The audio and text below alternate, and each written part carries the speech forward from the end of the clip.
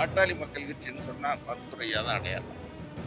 1980ல இயக்க ஆரம்பிச்சவரு மருத்துவரையா. 25 வருஷம் கட்சி தலைவரா இருக்கிறேன். அப்புறம் இப்படி ஒரு செய்தி வருதுன்னா, இது சிரிக்கிறதா, நகைக்கிறதா, அநாகரிகமா, இது என்னன்னு சொல்றதுன்னு தெரியல. இப்ப அடிப்படை உறுப்பினர் இல்லாத ஒருத்தர் எப்படி என்ன போய் கட்சியில் நீக்க முடியும்? அருள கட்சியில் நீக்க முடியும்? வேற யாரையாவது நீக்க முடியும்? யாருக்கும் எந்த அதிகாரமும் இல்லை. என் பேரை சொல்லக்கூடாது, என் படத்தை போடக்கூடாது, பாட்டாளி மக்கள் கட்சின்னு சொல்லக்கூடாதுன்னு சொல்லி மருத்துவரையா சொல்லிட்டாரு. மனசார சொல்றேன், வேதனையோட சொல்றேன், மன நொந்து சொல்றேன். சாதாரணமா சொல்லல. அன்புமணி அரசியலுக்கு கொண்டு வரணும்னு துடிச்சவன், அதை உருவாக்கணும்னு சொல்லி மருத்துவரையா கிட்ட சண்டை போட்டு வாதாடினவன் நான். எப்படி மத்திய அமைச்சரா நீங்க? யாரு போய் யாரை பார்த்து சொல்றது? ரொம்ப அநாகரிகமா இருக்குது, அவமானமா இருக்குது.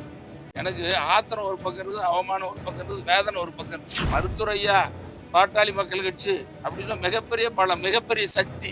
இந்த சக்தி இன்னைக்கு நிலைகுலைஞ்சு நிக்குது. ஊடக நண்பர்கள் அனைவருக்கும் அன்பான வணக்கம். நீங்க ஒரு செய்தி கேக்குறீங்க, அத சொல்றதுக்கு எனக்கு விருப்பம்ல, சொல்லவும் விரும்பல, அதுக்கு பதில் சொல்ல விரும்பல. எதுக்காக போய் பதில் சொல்லிட்டு பதில் சொல்ல வேண்டிய அவசியமே இல்லை. சொல்லுமா? இல்ல, பதில் சொல்ல வேண்டிய அவசியம் இல்லை. அதுக்கு தேவையான நேரமும் இல்லை, தகுதியும் இல்லை. எதுக்கு பதில் சொல்லிட்டு செயற்குழு கூட்டம் நடக்கிற நேரத்தில் நீக்கிருக்காங்களா? அதாவது பாட்டாளி மக்கள் கட்சின்னு சொன்னா மருத்துவரையா தான் அடையாளம். 1980ல இயக்க ஆரம்பிச்சவரு மருத்துவரையா. அன்னைக்கு இருந்து இன்னைக்கு வரைக்கும் மருத்துவரையா கூட இருக்கிறோம். பாட்டாளி மக்கள் கட்சினாவே நாடு பூரா பேசுறது, வெளிநாட்டுல இருக்கிற தமிழர்களும் என்ன பேசுவாங்க? மருத்துவரையா தான் அடையாளம். அப்போ மருத்துவரையா கூட 46வது வருஷம் பயணிக்கிறேன், 25 வருஷம் கட்சி தலைவரா இருக்கிறேன். அப்புறம் இப்படி ஒரு செய்தி வருதுன்னா, இது சிரிக்கிறதா, நகைக்கிறதா, அநாகரிகமா, இது என்னன்னு சொல்றதுன்னு தெரியல. ஒரு மனித நேயம் உள்ள, ஒரு மனித பண்புள்ள மனுஷங்களுக்கு இப்படிப்பட்ட சிந்தனை வருமா? சரி, பாட்டாளி மக்கள் கட்சிக்கு மருத்துவரையாங்கிற அடையாளம் சொல்ற நேரத்துல மருத்துவர் அன்புமணியை கட்சியில விட்டு நீக்கிட்டேன்னு மருத்துவரையா சொல்லிட்டாரு, அறிக்கையும் கொடுத்தாரு. அவர் கட்சியில பொறுப்பணி இல்லை, அடிப்படை உறுப்பினர் கூட இல்லை. இப்ப அடிப்படை உறுப்பினர் இல்லாத ஒருத்தர் எப்படி என்ன போய் கட்சியில் நீக்க முடியும்? அருள கட்சியில் நீக்க முடியும்? வேற யாரையாவது நீக்க முடியும்? யாருக்கும் எந்த அதிகாரமும் இல்லை. மருத்துவரையா சொல்லட்டும். மருத்துவரையாவை நீக்கிறதுக்கு, எல்லாரையும் நீக்கிறதுக்கு உண்டான அதிகாரம், சேர்க்கறதுக்கு உண்டான அதிகாரம், பொறுப்பு கொடுக்கறதுக்கு உண்டான அதிகாரம் எல்லாம் மருத்துவரையாவுக்கு தான் இருக்குது. அப்ப மருத்துவரையா அவர்களால் பாட்டாளி மக்கள் கட்சியிலிருந்து பொறுப்பிலிருந்து நீக்கப்பட்டவர், அடிப்படை உறுப்பினரிலிருந்து நீக்கப்பட்டவர், பாட்டாளி மக்கள் கட்சின்னு பேரை சொல்ல முடியாது. மருத்துவரையாவே நான் சொல்லல, பலமுறை சொல்லிட்டாரு.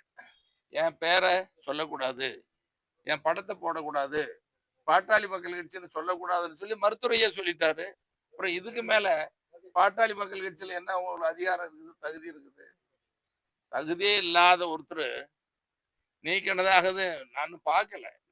பார்த்தவங்க சொன்னாங்க, அது கையெழுத்து கூட எல்லாம் மொட்டையா இருக்குதுன்னு சொன்னாங்க. இல்லையா? கையெழுத்தே இல்லை. அது கையெழுத்து போட்டாலும் அது செல்லாதுங்கிறது வேற. யாரோ கொடுத்துருக்காங்க, எங்க இருந்தோ வந்தது ஒரு செய்தி. அந்த செய்தியை நாங்க பெருசா எடுத்துக்கல, ஒரு பொருட்டா கூட எடுத்துக்கல.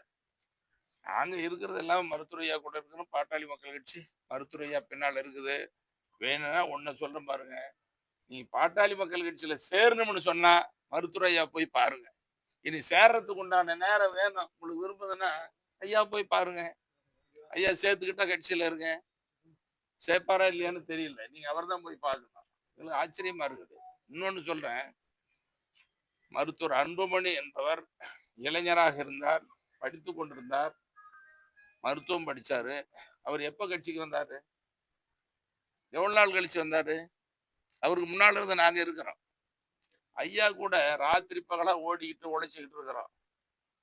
அன்புமணி அரசியல வளரணும்னு சொல்லி விரும்பினவன் இந்த ஜி.கே. மணி. மனசார சொல்றேன், மனசார சொல்றேன், வேதனையோட சொல்றேன், மன நொந்து சொல்றேன். சாதாரணமா சொல்லல. அன்புமணி அரசியலுக்கு கொண்டு வரணும்னு துடிச்சவன், அதை உருவாக்கணும்னு சொல்லி மருத்துவரையா கிட்ட சண்டை போட்டு வாதாடினவன் நான். எப்படி மத்திய அமைச்சரா நீங்க? சொல்ல தெரியாதா? ரெக்கார்டு இருக்குதே. யாரால ஆன?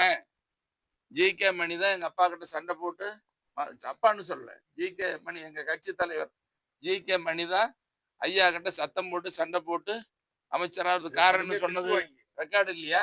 திட்டுவாங்க. அது அவர் வாயில சொன்னது. மருத்துவர் ஐயாவுக்கு எனக்கு எவ்வளவு பெரிய வாக்குவாதம், எவ்வளவு நாள். அப்புறம் ராஜ்யசபா உறுப்பினர் கூட்டணியில ராஜ்யசபா உறுப்பினர் யார் வாங்கிட்டு வந்தாங்க? யாரு உங்களை மத்திய அமைச்சராக்குனாங்க? கலைஞர் கொடுத்தது. சுகாதாரத்துறை அமைச்சர் யாருக்கு கொடுத்திருந்தாங்க?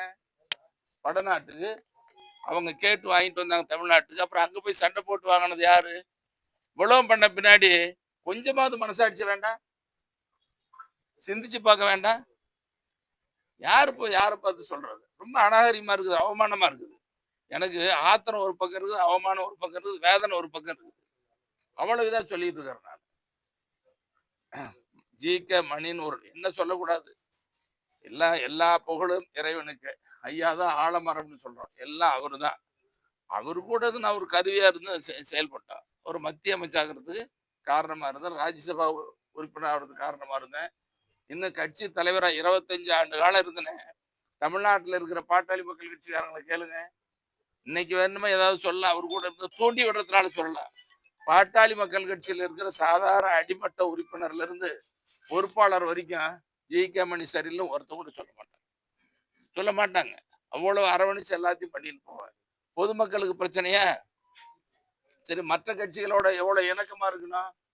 எல்லா கட்சிகளும் கூட ஆளுங்கட்சியா எதிர்கட்சியா எந்த கட்சி இல்லாம, கட்சி பாகுபாடு இல்லாம, ஜாதி பாகுபாடு இல்லாம 25 வருஷமா கட்சி மருத்துவரையா கூட நெருக்கமாறது எப்படி நடத்தின? இப்ப கொஞ்ச நாளையில என்ன ஆச்சு? பாட்டாளி மக்கள் கட்சியோட நிலைமை என்ன? மருத்துவரையா பாட்டாளி மக்கள் கட்சி அப்படின்னா மிகப்பெரிய சக்தி. இந்த சக்தி இன்னைக்கு நிலைகுலைஞ்சு நிக்குது. உங்களுக்கு தெரியும், நீங்க சொல்லுங்க. பாட்டாளி மக்கள் கட்சி வலிமையான கட்சி தானே. நீங்க வலிமைன்னு சொல்ல முடியுமா? நிலைகுலைஞ்சு போச்சு. யாரால? எப்படி ஒரு இப்போ போச்சு இது? இப்போ நிலைமை என்னன்னா அப்படி தலையெல்லாம் மாறிட்டு இருக்குது. இன்னைக்கு மருத்துவரைய கையை ஓங்கிட்டு இருக்கு பாட்டாளி மக்கள் கட்சி. இன்னைக்கு தமிழ்நாட்டுல யாரை கேட்டா கூட சரி, எல்லாம் தான். கட்சிக்கு அப்பாற்பட்ட பொதுமக்களும் பேச ஆரம்பிச்சிட்டாங்க, மற்ற கட்சிக்காரங்களும் பேச ஆரம்பிச்சிட்டாங்க, அதிகாரிகள் பேசுறாங்க, ஊடக நண்பர்கள் பேச. ஏன் இந்த அன்புமணி இப்படி பண்றாரு? ஐயா கூட போய் சேர்ந்து வேலை செய்ய வேண்டியதானே. இன்னொன்னு, டெல்லி உயர் நீதிமன்றத்துல மருத்துவரையா வழக்கு. அந்த நீதியரசர் ஒரு பெண், அவங்க வெளிப்படையா நீதிமன்றத்துல கேட்கிறாங்க, எத்தனை மகன் அவருக்குன்னு கேட்கிறாங்க. ஒரே மகன் சொல்லி அவர் கூட சேர்ந்து செயல்பட வழக்குல விசாரிக்கிற ஒரு நீதிபதி கூட இந்த சிந்தனை இருக்குதுன்னா உங்களுக்கு எப்படி இருக்கணும்? நீக்கினது என்ன நீக்கினதாக இல்லை, ஒட்டுமொத்த மருத்துவ நீக்கிறது. ஐயோ, இந்த நான் தப்பு பண்ணிட்டேன், நீக்கணுங்கிற வார்த்தையே சொல்லக்கூடாது. யாரு போய் யாரை நீக்கிறது? என்ன அதிகாரம் இருக்குது? மருத்துவரையா அவர்களால் நீக்கப்பட்டவர், அடிப்படை உறுப்பினர் நீக்கப்பட்டவர். அவர் பேர்லயே என்னன்னு தெரியல, ஒரு மொட்டைக்கட்டுதாசின்னு சொல்றாங்கல்ல, நான் பார்க்கல. அப்புறம் நோட்டீஸ்ன்னு சொன்னாங்க, அது என்ன நோட்டீஸ்ன்னு தெரியல, சும்மாவே சொல்லிக்கிறது. ஒரு இதை பொறுத்த வரைக்கும் ஒரு செய்தி தானே தவிர இது நாட்டுக்கு மக்களுக்கு தேவையானது இல்லை.